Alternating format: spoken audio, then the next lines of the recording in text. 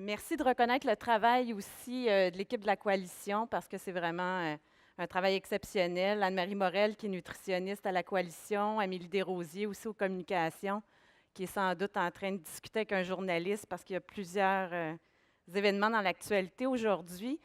D'abord, Léo Bureau-Blouin a fait une déclaration à l'Assemblée nationale, finalement, en faveur d'une taxe sur les boissons sucrées. Alors, on est là-dessus. Il y a un décès aussi à Shawinigan suite à la consommation de boissons énergisantes. Puis, malheureusement.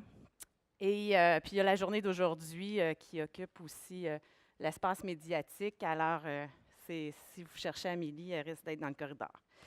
Donc, mais aujourd'hui, on vient vous parler des compétences culinaires à l'école, un projet qui nous intéresse énormément à la coalition, qui intéresse aussi nos 250 partenaires qui appuient nos actions depuis déjà 2006.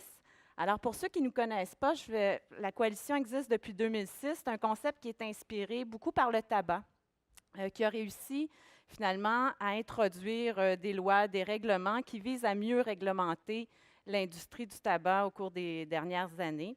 On est parrainé par l'Association pour la santé publique du Québec. Et notre mandat, en fait, c'est d'obtenir des appuis qui vont nous permettre d'influencer les décideurs politiques pour que, ultimement, il soit plus facile de bien manger et de bouger davantage. Donc, nos partenaires, Marie parlait de l'intersectorialité, ils sont issus de différents milieux, comme vous pouvez le voir. Certains d'entre vous, vous êtes partenaires, plusieurs ont pris la parole aujourd'hui, le sont. Donc, des municipalités, des gens aussi du domaine de la santé, parce que la solution souvent se trouve à l'extérieur du réseau de la santé. Et c'est sûr qu'à titre d'intervenant dans le domaine de l'éducation, bien, vous avez beaucoup à faire finalement pour contribuer à ce que la prochaine génération soit une génération plus en santé. Donc, nos priorités d'action, parce qu'on sait que l'obésité est influencée par différents éléments, on a une liste d'épiceries. Lorsqu'un partenaire adhère à la coalition, il appuie différentes mesures. On a voulu, dans le contexte électoral provincial, demander, vous voulez qu'on interpelle les partis politiques sur quoi? Et donc, voici les 5 priorités qui sont sorties. Donc, boissons sucrées, marketing alimentaire, alimentation dans les institutions publiques. Donc, on parle bien sûr au virage santé qui a été introduit dans les écoles, mais aussi dans les hôpitaux. Le développement des compétences culinaires à l'école, qui est l'objet de la journée d'aujourd'hui, transport actif et activité physique. Alors, pourquoi on s'y intéresse? Bien sûr, on a fait un tour de piste. Là. Les gens vont moins consommer de fruits et de légumes, etc., vont avoir plus recours aux mets préparés ou à la restauration rapide s'ils ne possèdent pas les compétences et donc vont moins bien s'alimenter. Il faut savoir aussi que l'industrie répond aux besoins des consommateurs, mais aussi peut créer des besoins chez le consommateur.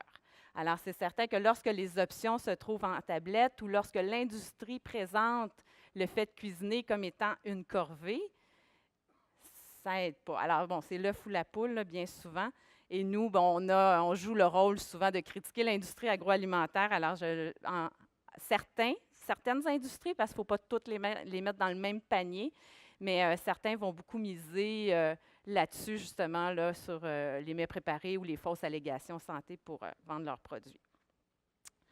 Donc, le savoir-faire s'effrite. On aura éventuellement des données là, canadiennes parce qu'on n'a pas beaucoup de données probantes, on n'a pas beaucoup de données concernant ce sujet-là. Et c'est certain que plus on a d'informations, de données probantes, bien, à ce moment-là, plus c'est facile de défendre le dossier auprès des instances politiques. Par contre, il n'y a pas juste ça. Et parce que souvent, c'est un groupe, le CSPI, que vous connaissez peut-être, qui illustrait la science et la politique. Il dit ce n'est pas une ligne droite. Souvent, il y a la science qui est là et il y a plein d'événements qui, comme celui d'aujourd'hui d'ailleurs, qui font qu'on parle de la nécessité finalement de réintroduire davantage les compétences culinaires et alimentaires dans les écoles. Donc, le contexte québécois, autrefois, bon, c'était donné. Moi, j'ai eu droit au cours d'économie familiale. J'ai fait une petite pizza avec une aubergine. Et c'était pas nécessairement très, très bien vu, ou en tout cas, c'était contesté dans la forme que ça avait autrefois. Et c'est la raison pour laquelle, en 1997, on a décidé de se concentrer davantage sur les matières de base et moins, on a retiré donc les cours d'économie familiale de la grille horaire. Et on a demandé finalement aux professeurs d'éducation physique d'avoir aussi une portion, là, éducation physique et à la santé. Et on a reconnu finalement que c'était à la famille de faire ça. Ce n'était pas à l'école d'apprendre aux jeunes à cuisiner ou d'apprendre les aliments finalement. Là, après un certain temps, bien, on se rend compte que oui, c'est vrai qu'il y a une responsabilité de la famille, mais bon, il y a des modèles familiaux qui sont différents. Ensuite, bon, souvent les parents n'ont pas eux-mêmes les notions de base. C'est là c'est intéressant. Par exemple, la formule des ateliers 5 épices là, qui implique les parents justement dans les activités qui sont données dans les écoles. Et aussi, l'école, bien, ultimement, c'est un milieu qui est privilégié en ce sens où on rejoint l'ensemble de la population. Et bien sûr, il en est question dans le programme, dans le virage santé à l'école, donc qui a été introduit en 2007. On a beaucoup parlé de la friteuse qui est sortie de nos cafétérias scolaires, mais il y a eu également des éléments qui prévoyaient d'offrir aux jeunes de nouveaux aliments et mets pour leur permettre de développer leur goût et aussi d'organiser des activités parascolaires qui permettent de développer des habiletés culinaires. C'était prévu là, dans le document présenté par le MELS. On sait que les ressources gouvernementales, vous travaillez presque tous dans le domaine public, le domaine gouvernemental, les ressources financières sont limitées. Et donc, si on veut voir réintroduire les compétences culinaires et alimentaires à l'école, on se doit d'arriver avec des propositions qui sont réalistes et donc qui tiennent compte des finances publiques actuelles. Si on l'a vécu il y a quelques jours, on a proposé des recommandations en matière d'activité physique. Mais ça aurait été simple de dire on va faire 1 heure d'activité physique à tous les jours dans les écoles du Québec, mais ça nous aurait coûté collectivement 150 millions par année. Et donc, c'est clair qu'à ce moment-là, c'est un non catégorique de la part du gouvernement.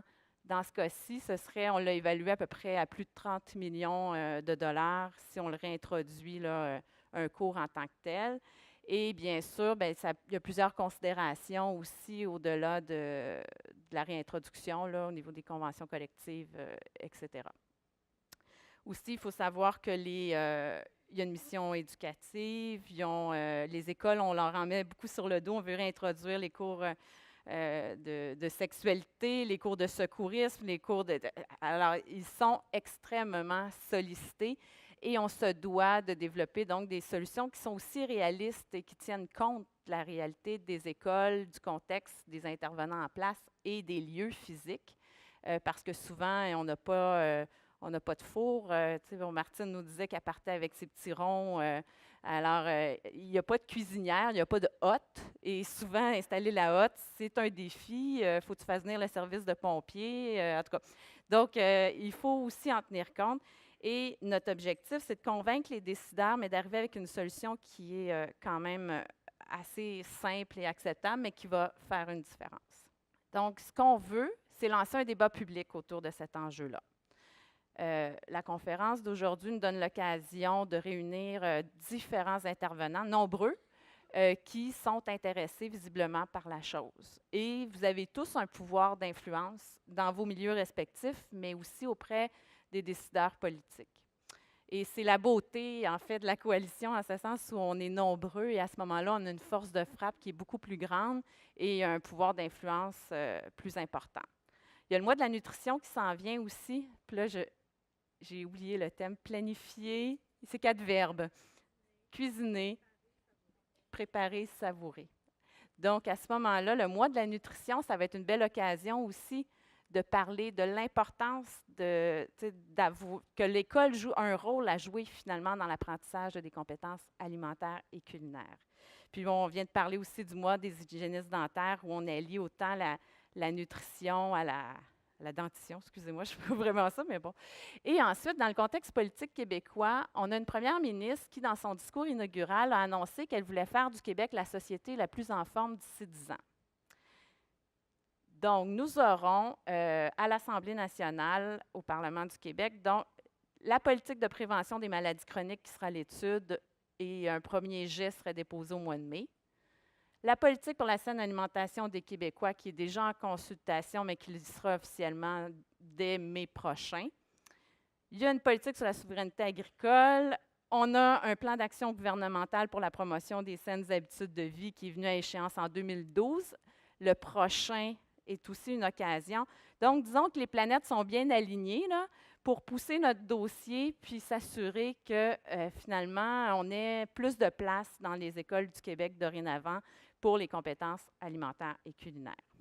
Et bien sûr, les médias, parce que les politiciens, écoutez, c'est vraiment, si c'est dans les médias, à ce moment-là, ça peut être intéressant, et aussi si des élections s'en viennent et que c'est supporté par l'ensemble. J'ai un petit vidéo, je ne sais pas si vous pouvez peser dessus, si ça va fonctionner. C'est une vidéo qu'on a produit avec nos partenaires et qui vise justement à sensibiliser à l'importance de la chose. Les gens consomment de plus en plus d'aliments transformés du commerce ou encore préparés au restaurant. Par manque de temps, évidemment, mais aussi parce qu'ils ont perdu des notions de base et des compétences culinaires. Et ça amène une dépendance qui est ni bonne ni pour la santé, ni pour le portefeuille.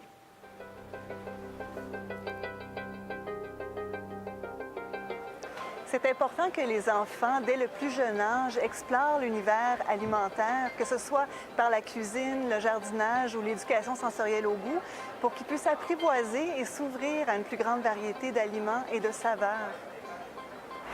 Les études ont rapporté que les gens qui ont de bonnes compétences culinaires vont faire de meilleurs choix alimentaires. Donc, quand on est capable de cuisiner, on est capable de préparer des aliments sains et d'en réaliser une recette nutritive. Je pense que là où on doit se concentrer puis vraiment focusser, c'est le développement de l'autonomie alimentaire des jeunes, puis que les jeunes comprennent l'impact de leur alimentation sur leur vie et sur leur santé. Il est important de développer les compétences culinaires des enfants dès le niveau primaire. C'est un peu ce qu'on fait aux ateliers 5 épices.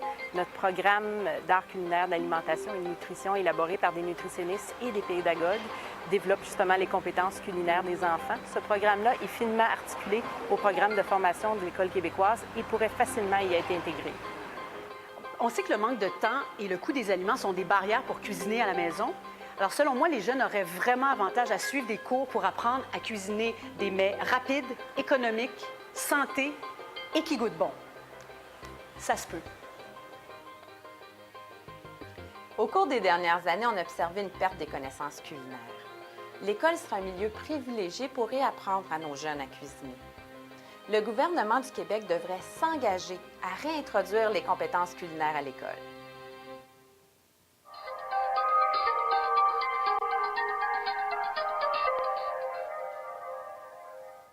Alors, dans le fond, ce qu'on vise à faire, c'est d'arriver avec des propositions au gouvernement, pas juste demander, mais d'arriver avec des solutions. Et c'est la raison pour laquelle on a créé un comité dont fait partie différents acteurs experts de la question et pour en venir avec des recommandations qui seront déposées. En principe, notre échéancier est plutôt canon, mais on veut profiter des opportunités politiques qui s'annoncent.